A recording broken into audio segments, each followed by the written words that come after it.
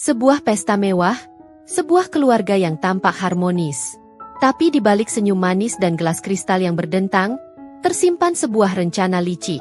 Aurel, sang anak tiri, hanya bisa pasrah ketika kakak tirinya, Elang, dengan sombong merebut semua harta warisan dan melemparkan sepetak tanah rawa banjir padanya. "Itu cocok buatmu," ejeknya. Siapa sangka, kata-kata itu akan menjadi bumerang yang paling pedih. 1 tahun kemudian, tanah rawa itu berubah menjadi harta karun senilai. Halo, semuanya. Semoga hari kalian selalu penuh berkah. Oh iya, sebelum kita mulai, komen dong asal kota kalian di kolom komentar di bawah. Ya, aku penasaran nih dari mana aja sih penonton setia Dira Story. Suasana di ruang tamu rumah keluarga Ronald terasa begitu megah dan berkelas. Lampu kristal menggantung memancarkan cahaya hangat, menerpa perabotan antik yang berkilau. Di tengah ruangan, berdiri seorang wanita muda dengan aura lembut, Aurel. Dengan senyum ramah, ia sibuk mengatur canape dan minuman untuk tamu-tamu yang hadir, yang sebenarnya adalah keluarganya sendiri. Gerakannya luwes, matanya jernih, meski sesekali ia melirik arah ayahnya, Pak Ronald, yang duduk dengan wajah lelah di sofa besar. Semua terlihat sempurna, bak adegan keluarga harmonis di sinetron. Tapi, ada ketegangan yang tak terucap. Dari seberang ruangan, Elang, kakak tirinya, memandang Aurel dengan tatapan penuh arti, sinis dan penuh superioritas. Di sebelahnya, ibunya, Siska, duduk dengan anggun. Sesekali menyelusur kalung mutiaranya sambil memberikan isyarat kecil pada Elang. Senyumnya tipis, terkontrol, tidak sampai mencapai matanya yang tajam. Pesta kecil ini bukan sekadar kumpul keluarga. Ini adalah panggung sandiwara di mana setiap pemain mempersiapkan peran terbaik mereka. Pak Ronald akhirnya berdeham, memecahkan keheningan yang mulai awkward. Semua mata tertuju padanya. "Anak-anak, ibu," katanya dengan suara yang agak bergetar, "seperti yang kita tahu, kesehatan saya sudah tidak begitu baik. Maka, hari ini saya ingin mengumumkan pembagian warisan." Nafas Siska tertahan sesaat, matanya berbinar. Elang duduk lebih tegak, dadanya membusung sedikit. Aurel hanya berdiri di dekat pintu, tangannya erat meremas nampan yang dibawanya. Jantungnya berdebar kencang. Pak Ronald membuka sebuah map coklat, membacakan isinya dengan suara datar. "Untuk Elang, anakku." Ia berhenti sejenak, memandang Aurel dengan sekilas, seolah ada penyesalan yang terpendam, sebelum akhirnya kembali pada dokumen. Siska mengangguk-angguk pelan, mendorong suaminya untuk terus berbicara. Suasana ruangan menjadi sangat mencekam, bagai mau badai. Setiap kata yang keluar dari mulut Pak Ronald terasa seperti pukulan gong yang menentukan nasib. Dengan gaya yang begitu percaya diri dan penuh arogan, Elang bangkit dari tempat duduknya. Ia mendekati ayahnya, mengambil map itu seolah itu sudah haknya.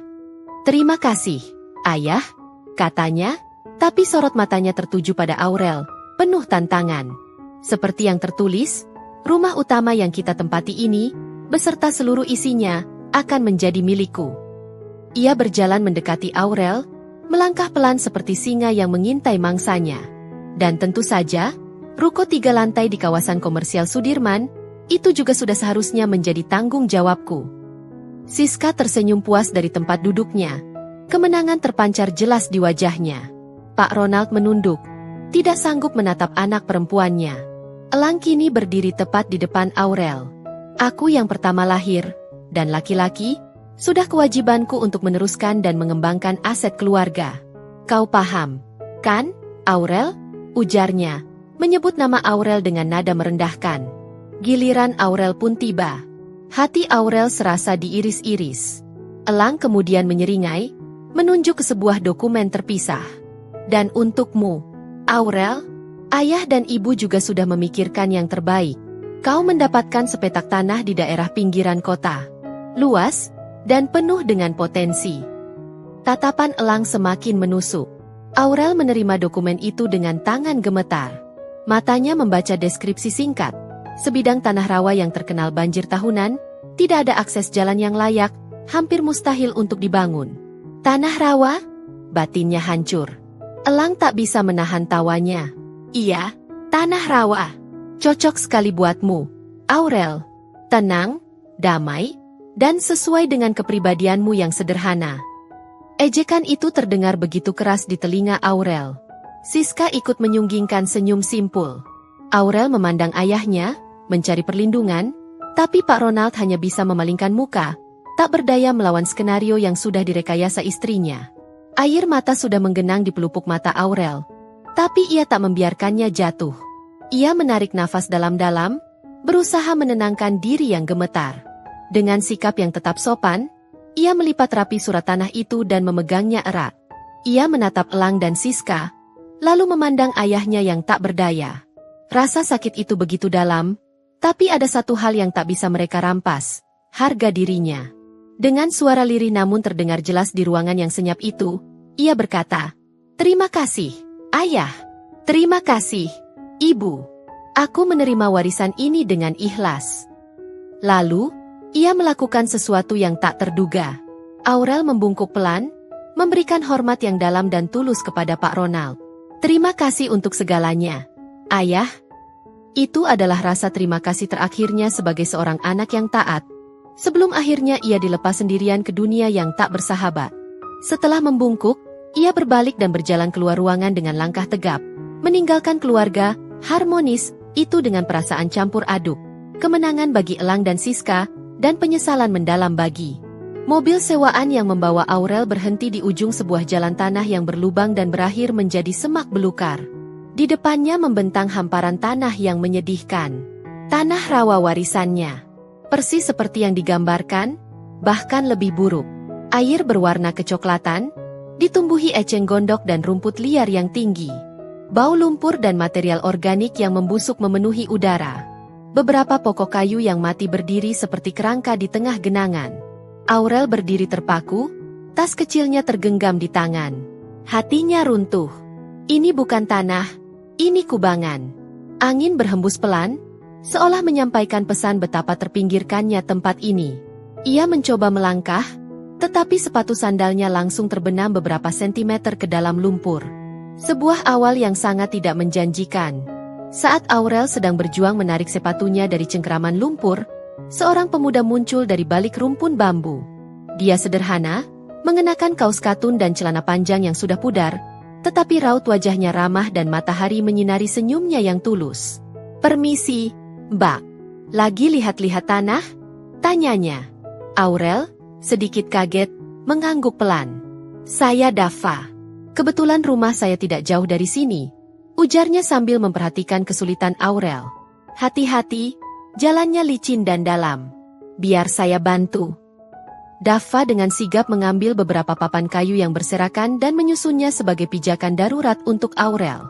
"Tanahnya memang belum bersahabat, tapi sebenarnya punya potensi," ucapnya mencoba menghibur. Kebaikan spontan Dava di tengah keputusasaannya terasa seperti setetes air di padang pasir. Ditemani Dava yang dengan sabar menjelaskan seluk-beluk daerah itu, Aurel berkeliling mengitari perimeter tanahnya. Semakin jauh, semakin ia melihat kondisi yang memilukan. Namun, di balik itu, Aurel mulai melihat sesuatu yang lain. Ia melihat bagaimana sinar matahari menari-nari di atas permukaan air, menciptakan siluet yang indah. Ia mendengar kor katak dan jangkrik yang sebenarnya merdu. Dava menunjuk beberapa jenis ikan kecil yang berenang di antara akar-akar tanaman air. "Ikan ini bisa dikonsumsi, loh. Dan eceng gondoknya kalau diolah, bisa jadi kerajinan," katanya. Sesampainya di sebuah gubuk tua tak berpenghuni di sudut tanahnya, Aurel duduk di terasnya yang reyot. Ia memandang langit yang mulai jingga. Bukan lagi air mata keputusasaan yang menggenang, tapi tekad yang membaja. "Aku tidak akan menyerah pada sebidang tanah," bisiknya pada diri sendiri. "Aku akan membuktikan bahwa tempat ini berharga." Keesokan harinya, ketika Aurel sudah mulai membersihkan semak belukar dengan parang sederhana, sebuah mobil SUV mewah berwarna hitam mendekat. Elang turun dengan gaya sok kuasa, mengenakan kaos polo bermerek dan celana linen putih yang kontras dengan lumpur di sekitarnya. Dia mengangkat alis, melihat kakak tirinya yang berkeringat dengan pakaian kerja sederhana. "Wow, ternyata serius ya? Kirain kamu cuma bercanda kemarin," ejek Elang sambil tertawa kecil. Dia melangkah hati-hati, takut kotorannya ternoda. "Lihatlah istanamu yang baru, Aurel, pemilik tanah rawa. Sesuai benar dengan kelasmu." Aurel berhenti bekerja, menatap Elang tanpa amarah, hanya dengan kesedihan yang dalam. Elang terus berbicara, memamerkan rencananya untuk menjual satu rukonya dan membeli mobil sport terbaru. Daripada bermain lumpur, mending kamu pulang saja, rawat ayah. Itu lebih berguna, hujannya sebelum akhirnya kembali ke mobil mewahnya dan pergi, meninggalkan Aurel sendirian sekali lagi. Malam itu, di dalam gubuk tua yang hanya diterangi oleh lampu minyak dan lilin, Aurel duduk di lantai kayu. Dia membuka buku catatan kosong. Di halaman pertama, dengan tulisan yang rapi, ia menulis, Proyek Kebangkitan Rawa. Daftar pertama, membersihkan area dari sampah dan rumput liar. Daftar kedua, mempelajari ekosistem rawa. Daftar ketiga, membuat rencana budidaya ikan atau tanaman. Lilin berkedip, bayangannya menari-nari di dinding kayu yang lapuk. Di luar, suara serangga dan kodok bersahutan. Di wajah Aurel, tidak ada lagi kesedihan atau kemarahan. Yang ada hanyalah ketenangan dan determinasi seorang visioner. Ia mungkin dilempar ke tempat yang anggap sampah, tetapi di matanya, ini adalah kanvas kosong. Dan ia akan melukisnya dengan warna-warna yang paling indah, membuktikan pada dunia, dan terutama pada keluarganya, bahwa nilai sejati tidak pernah terletak pada apa yang diberikan, tapi pada apa yang kamu ciptakan dari apa yang kamu terima. Matahari pagi menyinari rawa yang mulai bersahabat. Daffa dengan antusias menunjukkan pada Aurel cara membuat keramba jaring apung sederhana dari bambu dan jaring. Kita mulai dengan ikan nila dan lele, Mbak Aurel. Mereka kuat dan cepat berkembang biak di perairan seperti ini, jelas Daffa sambil merakit keramba dengan tangan terampil. Aurel, dengan celana kargo dan sepatu boots kotor, dengan serius memperhatikan dan mencoba mempraktikannya. Tangannya yang dahulu halus kini mulai terdapat kapalan, tapi senyumnya lebih cerah dari sebelumnya. Beberapa warga sekitar, penasaran dengan aktivitas si anak kota yang tak kenal lelah, mulai datang dan perlahan-lahan turun tangan membantu. Suasana gotong royong yang hangat mulai tumbuh, mengusir kesan angker yang selama ini melekat pada tanah rawa tersebut. Benih-benih bisnis dan komunitas mulai tertanam. 2 bulan kemudian, keramba-keramba itu sudah penuh dengan ikan yang sehat dan aktif. Hasil panen pertama mereka berhasil dijual ke pasar tradisional dan beberapa warung makan. Aurel memegang selembar uang hasil penjualan ikan pertamanya. Bukan jumlah yang besar, tapi rasanya lebih berharga dari apapun. Ini uang yang paling membahagiakan yang pernah kuterima, ujarnya pada Daffa, matanya berbinar. Ia menggunakan sebagian hasilnya untuk membeli bibit tanaman khas rawa seperti genjer dan kangkung, yang juga laku di pasar. Sebuah sistem sirkulasi sederhana mulai terbentuk. Ikan, tanaman air, dan tenaga kerja dari warga sekitar. Untuk pertama kalinya dalam hidupnya, Aurel merasakan kepuasan yang bukan berasal dari menghabiskan uang, tapi dari menciptakan nilai. Sementara itu, di sebuah klub malam yang bergemuruh, Elang menenggak sampahnya bersama para temannya. Hidup cuma sekali, guys. Nikmati, teriaknya di tengah musik yang memekakkan telinga. Dompetnya penuh dengan uang tunai dari hasil menjual 1 unit rukonya. Malam itu, ia dengan sombong membayari semua minuman dan makanan untuk meja besar mereka. Tas brandy terbaru untuk pacar barunya, jam tangan limited edition untuk dirinya sendiri. Ia hidup dalam gelembung kemewahan yang rapuh, sama sekali tidak menyadari bahwa fondasi kekayaannya sedang dikikis habis oleh gaya hidupnya yang boros dan lalai dalam mengurus dokumen-dokumen penting warisannya. Setiap gelas sampahnya yang ia teguk adalah langkah menuju jurang. Seorang pria berpakaian rapi tapi terkesan licik mendatangi Aurel yang sedang memanen genjer. Mbak Aurel, ya? Saya dari PT Sumber Rejeki, Makelar Tanah, ujarnya sambil menyodorkan kartu nama. Saya dengar Mbak punya tanah di sini. Saya mau nawarin harga bagus, 50 juta. Tunai. Lumayan untuk modal buka usaha di tempat lain. Aurel, yang kini sudah lebih paham nilai strategis tanahnya, hanya tersenyum. Tawarannya terlalu rendah dan terburu-buru, membuatnya curiga. Maaf, Pak. Tanah ini tidak untuk dijual, jawabnya halus. Si makelar mendesak, saya kasih 60 juta.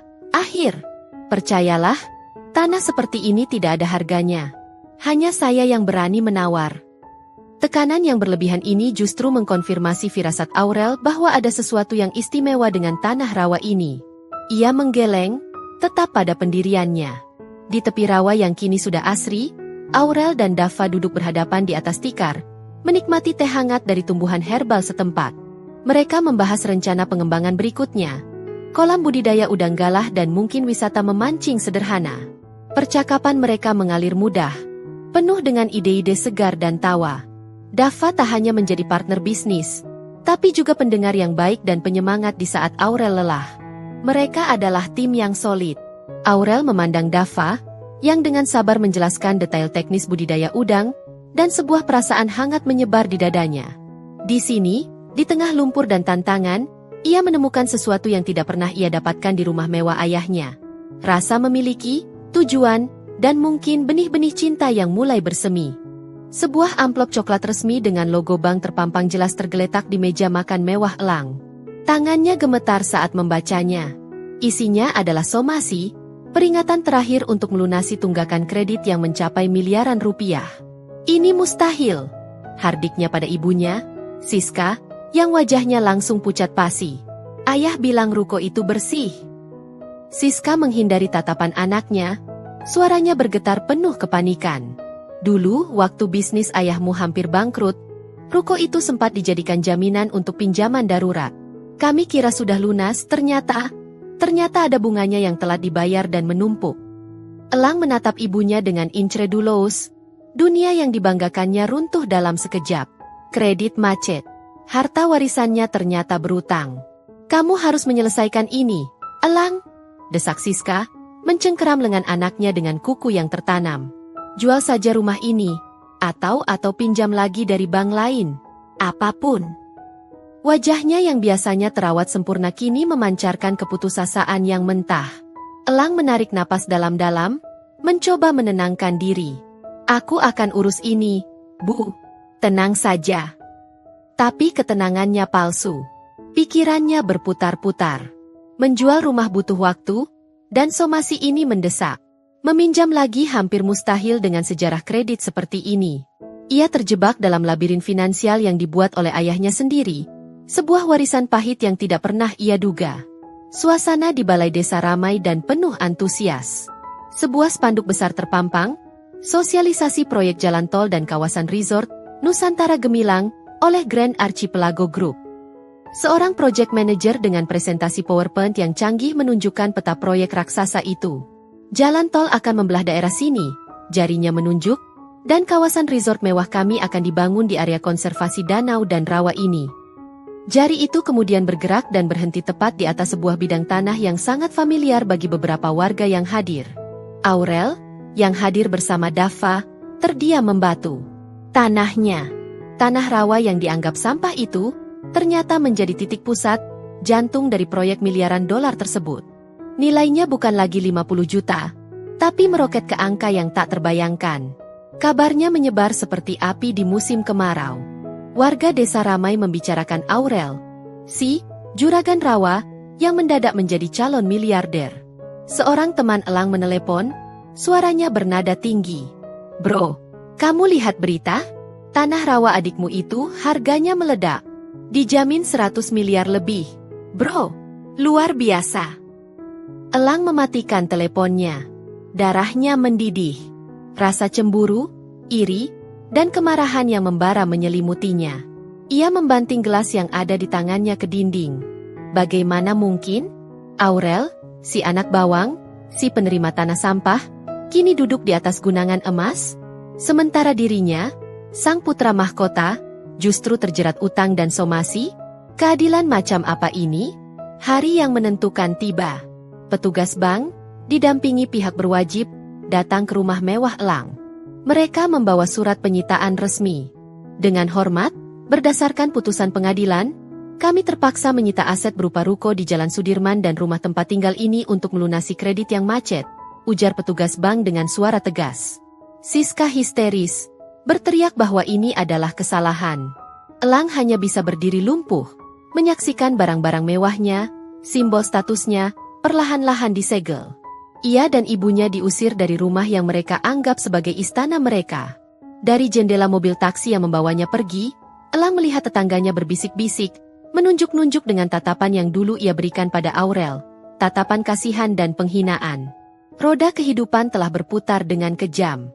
Pintu rumah mewah keluarga itu ditutup dengan paksa, ditempeli stempel penyitaan bank berwarna merah menyala.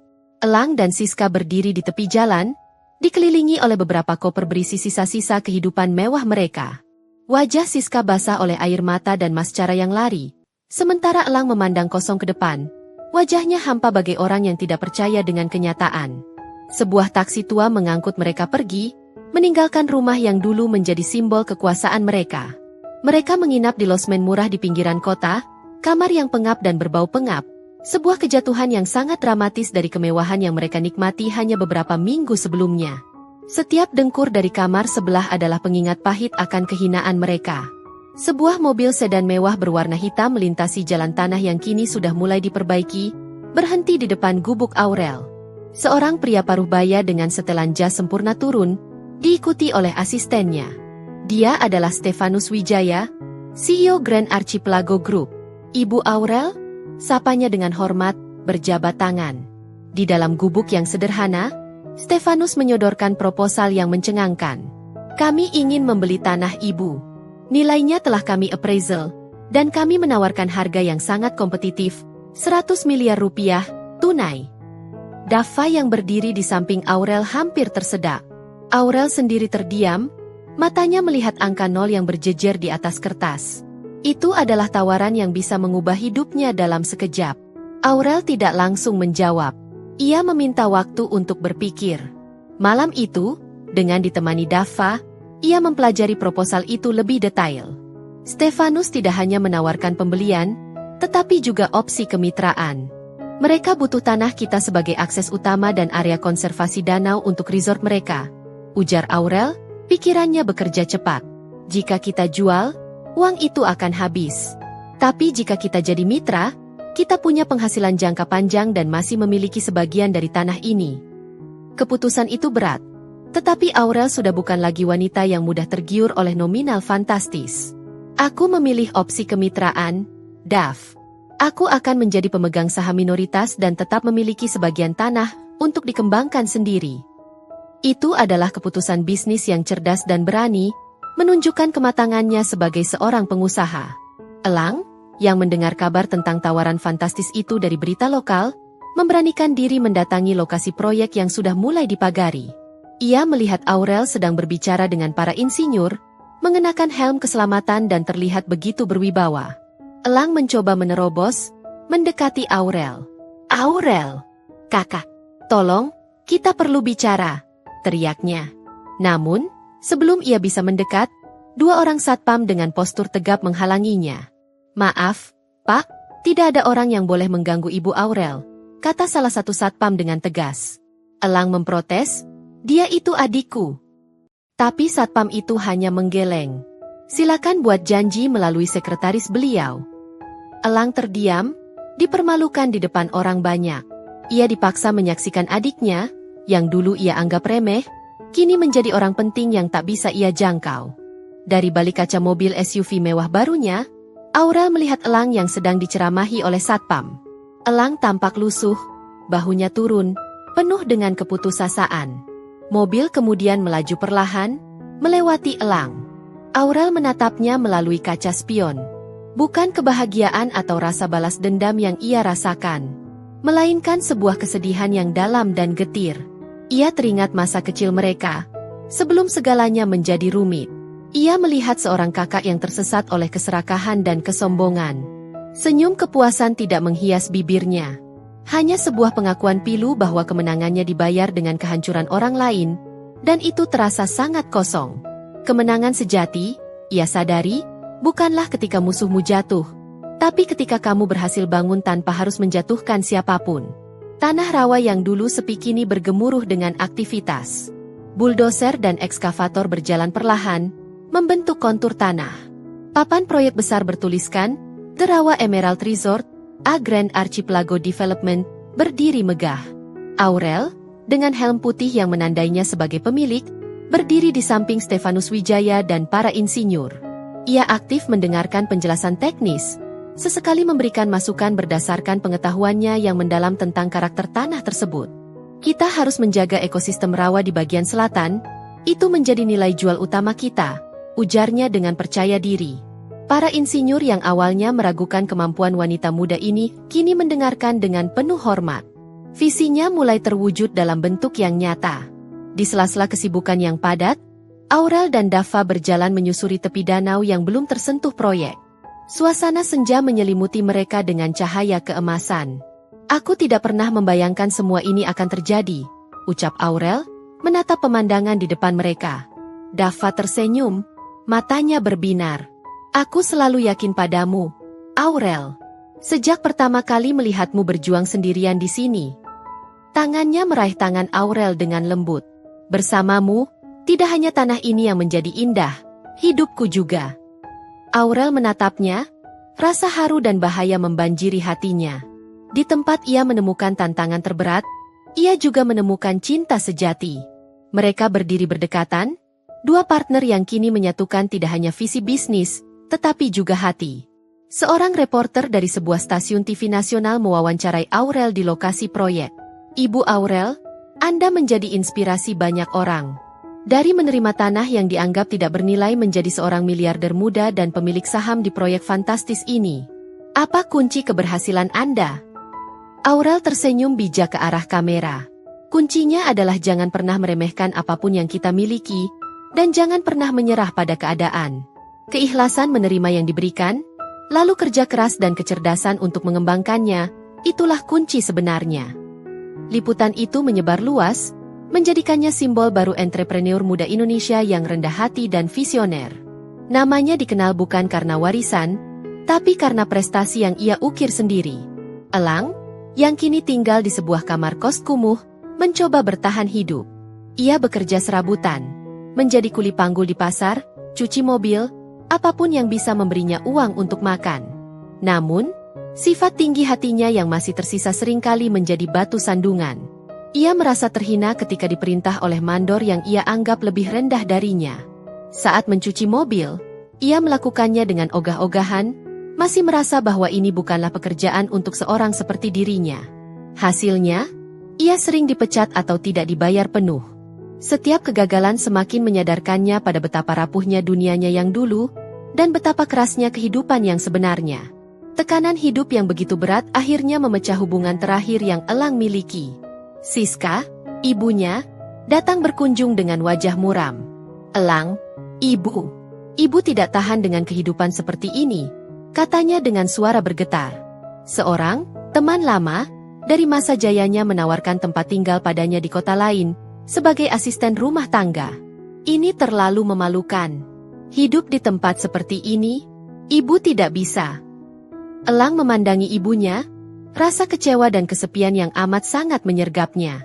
Ibunya, yang dulu mendorongnya untuk merebut warisan, kini meninggalkannya saat keadaan menjadi sulit. Tanpa sepatah kata pun, Siska pergi, meninggalkan Elang sendirian di kamar kos yang pengap.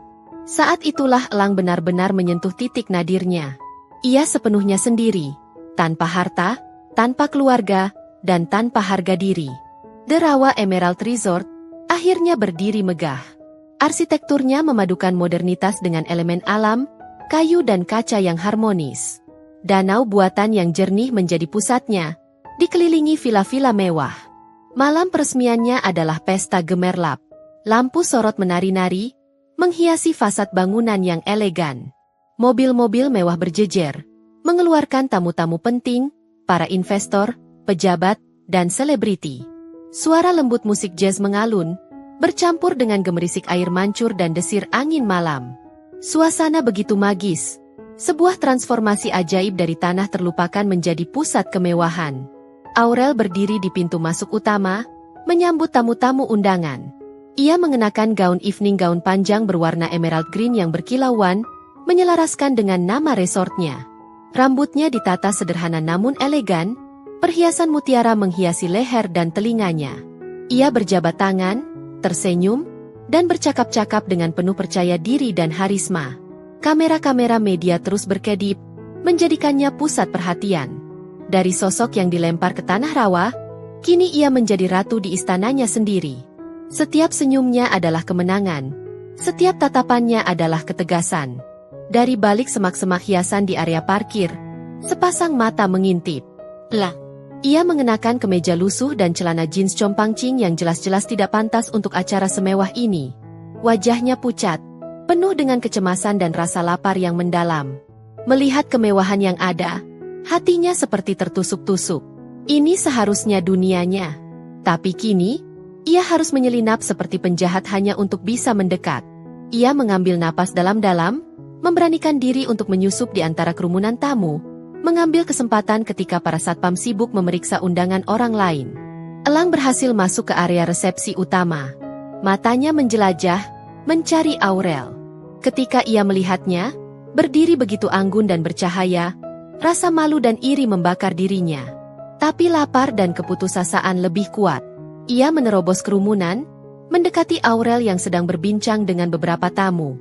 "Aurel!" teriaknya, suaranya serak dan penuh keputusasaan. Semua orang terdiam, menatapnya. "Aurel, tolong kakak butuh pekerjaan. Apa saja. OB, tukang sapu, apapun. Tolonglah." Ia meremas tangan Aurel, wajahnya memohon. Para tamu berbisik-bisik, beberapa satpam sudah bersiap mendekat. Aurel menatap Elang. Sorot matanya tenang, tidak terkejut, tidak juga marah. Ia melepaskan genggaman Elang dengan halus. Kerumunan tamu terdiam, menunggu reaksinya. Sebuah drama nyata tersaji di depan mereka. Aurel tidak mengusirnya dengan kasar. Ia malah memberikan senyum tipis yang penuh arti. "Kita tidak bisa bicara di sini," ujarnya dengan suara rendah namun tegas, terdengar jelas dalam keheningan. Lalu, dengan sikap yang sangat profesional, ia menunjuk arah koridor menuju kantornya. "Masuklah. Kita bicara di dalam." Sebuah tawaran yang tak terduga, memberikan secercah harapan, namun juga meninggalkan ketegangan tentang apa yang akan diputuskannya. Kantor pribadi Aurel di lantai atas resort adalah ruangan yang lapang dan elegan. Dinding kaca dari lantai ke langit-langit memamerkan pemandangan danau dan taman yang diterangi lampu sorot. Elang terlihat semakin kerdil dan lusuh di tengah kemewahan ini. Begitu pintu tertutup, air mata yang selama ini ditahannya akhirnya tumpah. "Aurel, maafkan kakak. Kakak salah. Kakak serakah dan buta." Isaknya, tubuhnya gemetar hebat. Ia meremas-remas ujung kemeja lusuhnya, tidak sanggup menatap mata adik tirinya yang kini penuh dengan ketenangan dan kewibawaan. Tangisannya adalah tangisan seorang yang telah kehilangan segalanya, termasuk harga dirinya. Aurel tidak segera membalas. Ia berjalan pelan menuju minibarnya, menuangkan segelas air mineral ke dalam gelas kristal dan meletakkannya di depan Elang. "Kakak ingat kata-kata kakak dulu?" tanya Aurel. Suaranya tenang bagai permukaan danau di luar. "Tanah rawa cocok buatmu. Kembali saja merawat ayah, itu lebih berguna." Setiap kutipan diucapkan tanpa amarah, hanya sebagai pernyataan fakta. Elang mengangguk, meringkuk dalam rasa malu. Setiap kata itu seperti pisau. "Kak, bukan karena sakitnya, tapi karena menunjukkan betapa kalian memandang rendah usahaku, hidupku." Aurel berdiri di depan kaca, memandang kilau resortnya. "Kalian mengira telah memberiku sampah, tapi kalian tidak tahu. Kalian justru memberiku kesempatan untuk membuktikan siapa diriku sebenarnya." Dengan suara bergetar, Elang mulai bercerita. Ia bercerita tentang tekanan dari ibunya, Siska, untuk selalu tampil lebih unggul dari Aurel. "Ibu selalu takut kita miskin lagi. Dia memaksaku untuk merebut semuanya dan aku lemah. Aku terbuai oleh kemewahan dan pujian." Ia mengaku bahwa hidupnya selama ini hanyalah topeng. "Aku pikir dengan rumah mewah, mobil bagus, aku akan dihormati. Ternyata semua itu palsu, Aurel. Mereka menghormati uangku, bukan diriku." Pengakuan ini adalah yang pertama kalinya ia jujur pada dirinya sendiri dan pada Aurel. Ia bukan lagi antagonis yang congkak, melainkan seorang yang tersesat dan menyesal. Aurel akhirnya duduk, berhadapan dengan Elang. "Aku tidak butuh permintaan maafmu, Kak. Yang kubutuhkan adalah bukti." Tatapannya tajam, penuh dengan tekad. "Jika kau sungguh-sungguh ingin berubah, kau harus mulai dari nol. Benar-benar dari nol." Ia menjelaskan syaratnya. "Kau akan jadi office boy. Seragam, jadwal, dan aturan yang sama dengan OB lainnya. Tidak ada perlakuan khusus, tidak ada shortcut. Gajimu akan sama dengan mereka. Kau harus membuktikan bahwa kau bisa rendah hati, disiplin, dan bekerja keras. Tawaran itu keras, tapi adil. Ini bukan tentang balas dendam, ini tentang pemulihan karakter. Elang mendengarkan dengan saksama. Wajahnya yang awalnya penuh harap, sempat berkerut mendengar kata, office boy. Ego lamanya sempat memberontak. Tapi ketika ia melihat ketegasan di mata Aurel, dan kemudian mengingat losmen kumuhnya, lapar yang ia rasakan, dan rasa kesepian yang menyiksa, perlahan ia menganggur. Aku terima, katanya, suaranya lirih namun jelas.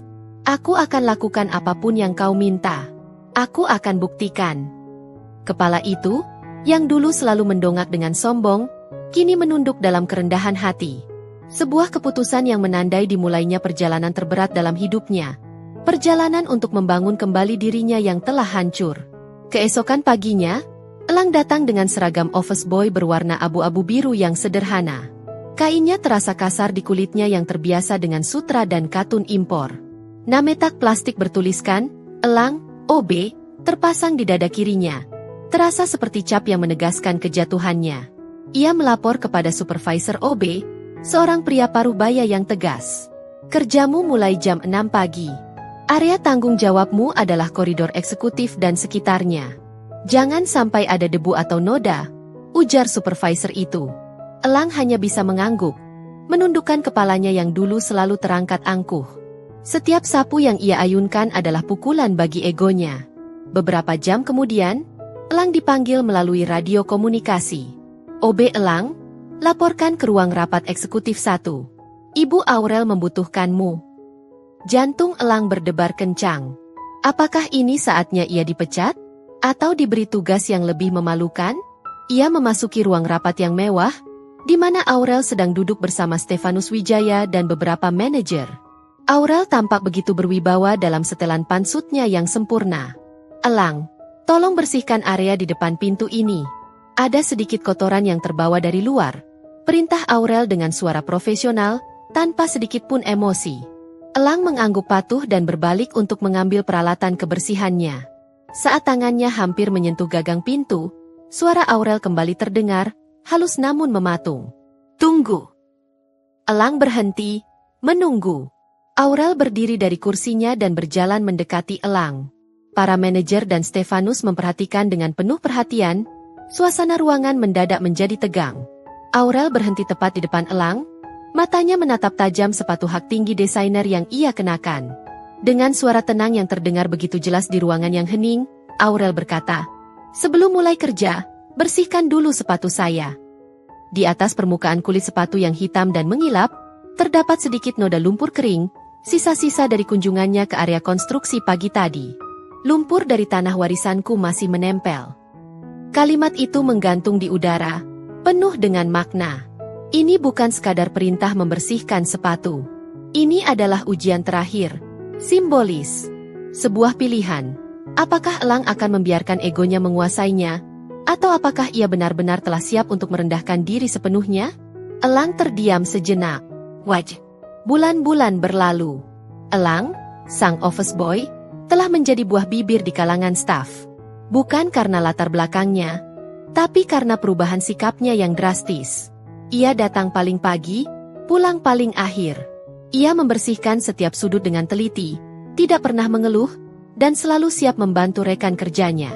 Ego, anak konglomerat-nya telah menghilang, digantikan oleh kerendahan hati dan etos kerja yang kuat. Aurel, dari kejauhan, mengamati perubahan ini. Ia melihat bagaimana Elang sekarang bisa tersenyum tulus, berbicara santai dengan para OB lain, dan menikmati makan siang sederhana di kantin karyawan. Sebuah transformasi yang nyata. Suatu sore, Aurel memanggil Elang ke kantornya. Wajah Elang tenang, siap menerima tugas apapun. Kakak telah membuktikan sesuatu bukan hanya padaku, tapi pada semua orang di sini, ujar Aurel, sambil menyodorkan surat promosi. Mulai bulan depan, posisi kakak naik menjadi asisten supervisor Hou Sekeeping. Tanggung jawabnya akan lebih besar, dan begitu juga gajinya. Elang menerima surat itu dengan tangan gemetar, matanya berkaca-kaca. Terima kasih, Aurel. Terima kasih telah memberiku kesempatan untuk belajar menjadi manusia. Kali ini, terima kasihnya tulus, lahir dari pengalaman pahit manis yang telah ia lalui. Dalam sepi kamarnya yang kini bersih dan rapi, Elang sesekali teringat masa lalunya. Kilasan mobil mewah, pesta pora, dan senyum sinisnya pada Aurel. Tapi kenangan itu kini terasa asing, seperti film tentang orang lain. Ia tidak lagi merasa sakit atau malu, melainkan bersyukur. Bersyukur telah dijatuhkan, karena hanya dengan jatuh, ia belajar untuk berdiri dengan kaki sendiri, dengan fondasi karakter yang kokoh. Ia memandangi seragam barunya, setengah kemeja putih yang rapi, sebuah simbol kepercayaan yang telah ia dapatkan kembali dengan susah payah. Di tepi danau buatan resort yang tenang, Aurel dan Dava berjalan berpegangan tangan. Matahari sore memantulkan cahaya keemasan di permukaan air. Kadang aku masih tidak percaya, bisik Aurel, memandangi resort megahnya. Dari rawa yang semua orang anggap sampah, kini menjadi tempat yang membawa kedamaian bagi banyak orang, bahkan bagi Elang. Dava memeluk bahunya. Karena kamu melihat nilai di mana orang lain hanya melihat masalah. Kamu tidak hanya membangun resort, Aurel. Kamu membangun kembali manusia. Keduanya berdiri dalam keheningan yang nyaman, mensyukuri perjalanan panjang yang telah mereka lalui bersama, dari lumpur hingga kemewahan, dari kesendirian hingga kebersamaan. Adegan terakhir menunjukkan Aurel berdiri di balkon suitenya, memandang pemandangan resort yang gemerlap di bawah sinar bulan. Sebuah senyum lembut dan damai menghiasi bibirnya. Ini bukan senyum kemenangan atas kehancuran orang lain, bukan senyum kepuasan karena balas dendamnya kesampaian. Ini adalah senyum kebahagiaan sejati. Kebahagiaan yang datang karena ia berhasil bertahan dengan integritas, membangun sesuatu dari ketiadaan, dan pada akhirnya, berhasil memaafkan dan mengangkat kembali orang yang pernah menjatuhkannya. Ia menang bukan dengan menghancurkan, tapi dengan menciptakan dan memulihkan. Kemenangan seperti inilah yang paling manis dan abadi. Naskah drama, Dari Rawa Menuju Istana, telah usai. Terima kasih telah mengikuti perjalanan Aurel dan Elang. Jika kalian menyukai cerita ini, jangan lupa untuk subscribe channel YouTube Dira Story dan nyalakan lonceng notifikasinya agar tidak ketinggalan cerita seru lainnya. Sampai jumpa!